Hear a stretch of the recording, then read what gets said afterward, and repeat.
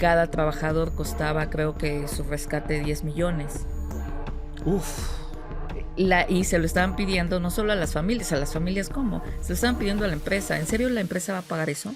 Los mineros fueron sacados del campamento, em, y esto evidentemente hace muy complejo decir, no sabíamos, eran grupos de la malliza. Además sabemos, por ejemplo, hoy, que en algunas zonas de Concordia, pero otras zonas que seguramente tú lo conoces bien, la gente que paga derecho de piso es identificada de algún modo.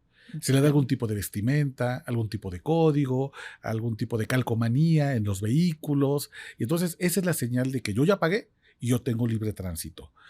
Esto es todavía común en varias zonas. Tú has conocido mucho de las zonas donde está el crimen organizado, que hay diferenciadores, se dan como distintivos para saber quién puede ser castigado por no haber pagado la cuota y quién sí.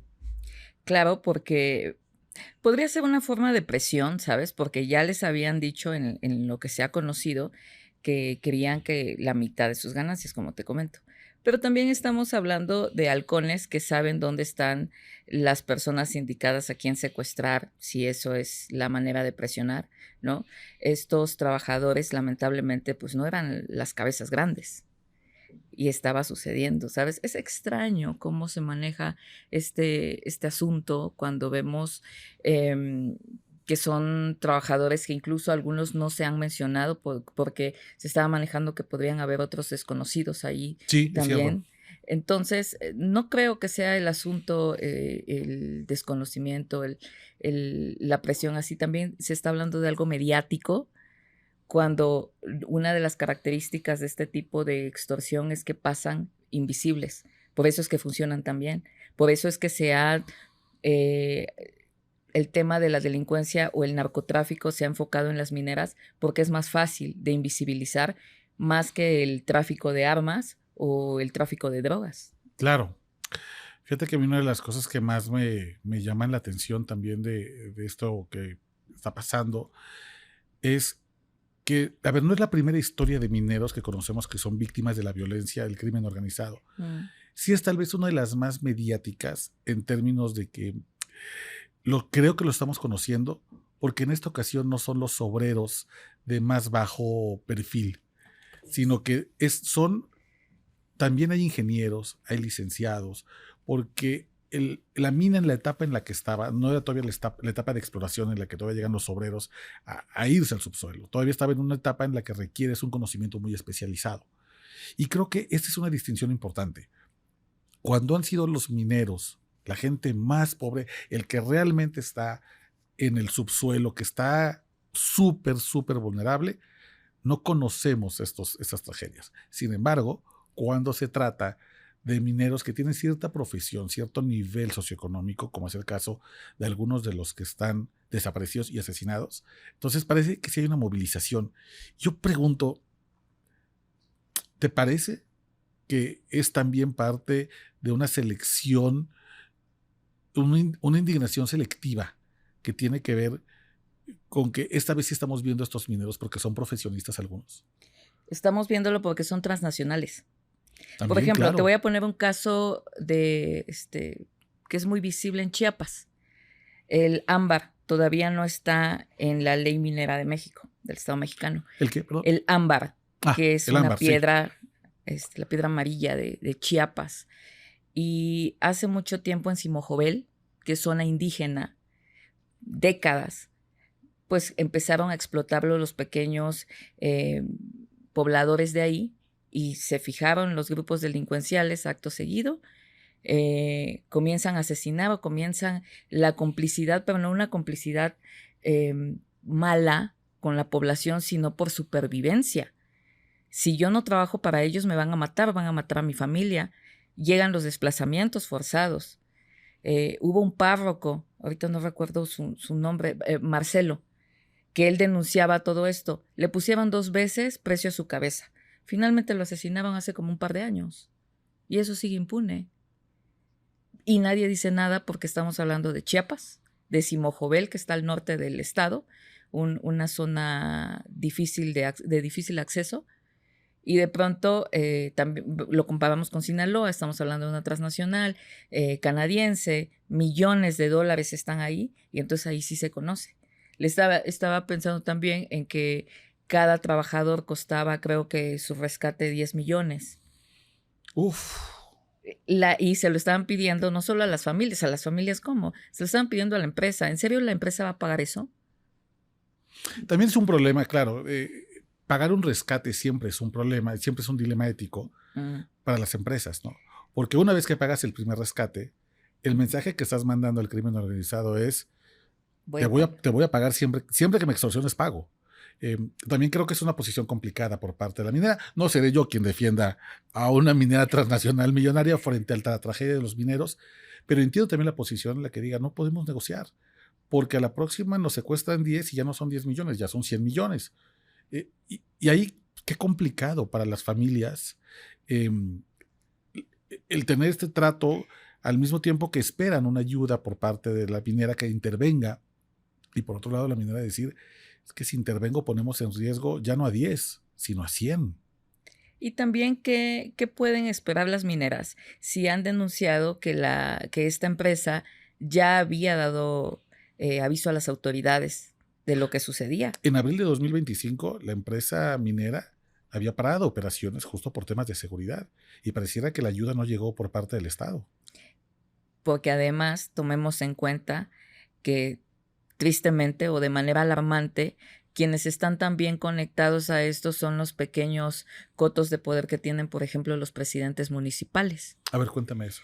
Pues sí, muchas veces, no quisiera como calificar, ¿sabes? Es peligroso, pero de pronto las mismas autoridades están coludidas con el crimen organizado y así es como se manejan estas cadenas de control en las que si, por ejemplo, la policía está conectada con ellos, cuando pida una ayuda los empresarios que estén en la zona, que no son las cabezas grandes, claro está, pues no le van a hacer caso, o van a decir se fueron, o no sabemos, o dennos más pruebas, ¿sabes? Como todo este tipo de obstáculos.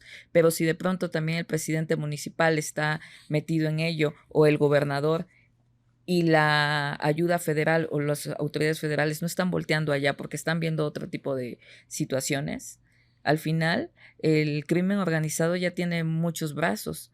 Suena tal vez feo lo que voy a decir, pero siempre que un comerciante quiere expandir su negocio o un empresario dice estoy trabajando en esto, pero también voy a invertir en tal cosa o demás, esto es lo que hace también el crimen organizado, de manera ilegal. Pero ya ahora ya no solo son armas, ahora son también, además de drogas, también es la minería. Justo, ese es el tema. Además, yo quería tocar con una experta como tú. Estamos viendo un cambio de modelo de economía criminal. Sí, En los claro. años 80, 90, todo lo que se dedicaba a un grupo clandestino eran mercados negros, ¿no? Era marihuana, cocaína, luego efedrina, metanfetaminas. Y de pronto estamos viendo, y esto lo ha alertado también la ONU, cómo lo más codiciado en los últimos años ya no es lo sintético, sino lo natural. Y entonces vemos, por ejemplo, a mí me impresiona un grupo como La Barredora, que me parece que es el primer grupo criminal que nace por una mega obra que tiene que ver con recursos naturales, que era la refinería de Dos Bocas, ¿no? O, por ejemplo, el cártel Santa Rosa de Lima, que es el primer cártel que no pone las drogas al centro de su negocio, sino el huachicol. Entonces vemos cómo cada vez los grupos criminales van por el petróleo, van por el gas, van por el agua, el litio, la madera, la mina. ¿Por qué están yéndose estos recursos naturales? ¿Qué beneficios se encuentran en la madera que no van a ver en la cocaína, por ejemplo? Porque la cocaína está más visibilizada. Ya vas tras de ellos, ya conoces como una especie de modus operandi porque está cada vez más pues satanizada también y todos están sobre ellos. Por ejemplo, el gobierno de Estados Unidos, en este caso, dice quiero combatir a los cárteles de la droga centrándose en la droga. En el fentanilo y ya. Ajá, y en el fentanilo. Te olvidas de las metanfetaminas y todo lo demás, ¿no? Pero, por ejemplo, el oro. Falta inteligencia financiera en este país y yo creo que en alrededor, en los países periféricos, porque el oro ilegal puede pasar y entrar a lo legal fácilmente.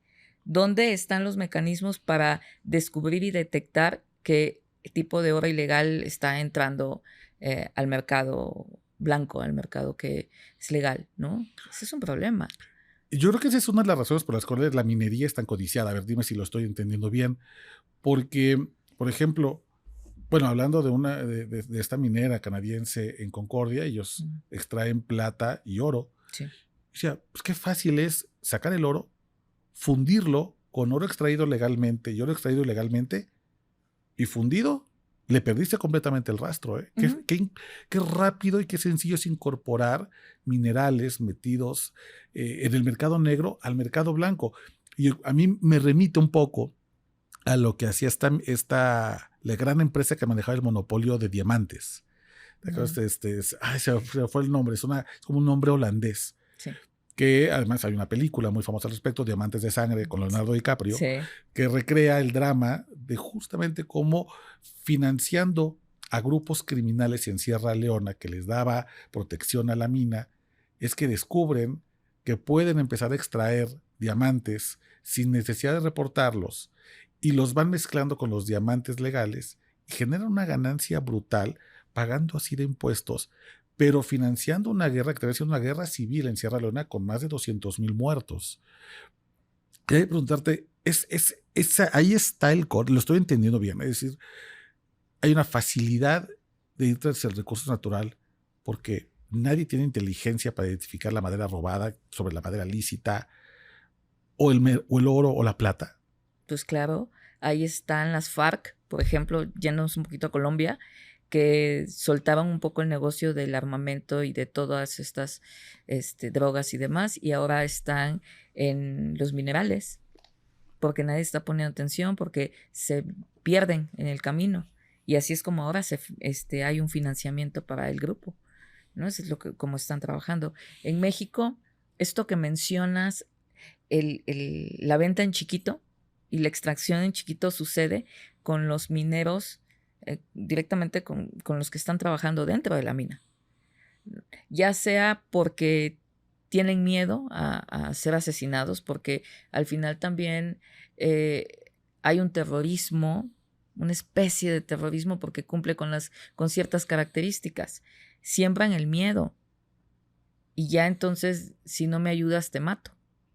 Y también, o te voy a pagar un poco más si extraes, ¿no? Si robas, terminas haciéndolo, y se terminan convirtiendo en cómplices, pero muchas veces no es porque quieran hacerlo, sino porque el miedo está ahí, el terror está ahí, y a la hora de que las autoridades lleguen, pues esa línea se pierde. No están preguntando, ¿lo hiciste porque tenías miedo, porque querías salvar a tu familia? Al final eres también un delincuente y se van con las cabezas pequeñas.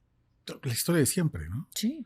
Fíjate que ayer justo hablaba por teléfono con una de las familias de Pasta de Conchos, que han sido los colectivos que han dado la batalla desde el 2006, cuando ocurrió la tragedia en esta mina de carbón, una zona carbonífera en Coahuila. Sí. Y yo les preguntaba qué condiciones veían que se generaban en las minas para que las minas fueran un financiamiento de los grupos criminales. Y uno que yo nunca había pensado, y me dije, órale, no, qué locura, es que es deliberado el bajo sueldo de los mineros. Los mineros, los que entran a la mina, los que están haciendo el trabajo duro, que además, hay que decirlo, es un trabajo que les acorta la vida. Sí. ¿No? Las lesiones de espalda, rodilla, vías respiratorias. Y todo esto. No, sí. O sea, un minero no vive más de 50 años. Y me decían, el salario tan bajo es deliberado, no es una cosa tasada de nada. La mina paga muy poco para decirle a los mineros, ese es tu sueldo base. Si tú quieres ganar más, ganas por bono de extracción, ganas por productividad. Y entonces en esta productividad, claro, los mineros trabajan mucho, sacan lo más que puedan, y eso que sacan no se reporta. Reportan solamente lo que saca de acuerdo al salario mínimo. Todo lo extra va a una bolsa que quién sabe dónde está y que después termina revendida al crimen organizado.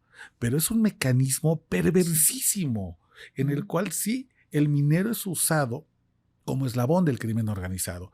Y cuando ese eslabón falla, lo secuestran, lo desaparecen, lo torturan, lo matan. Sí.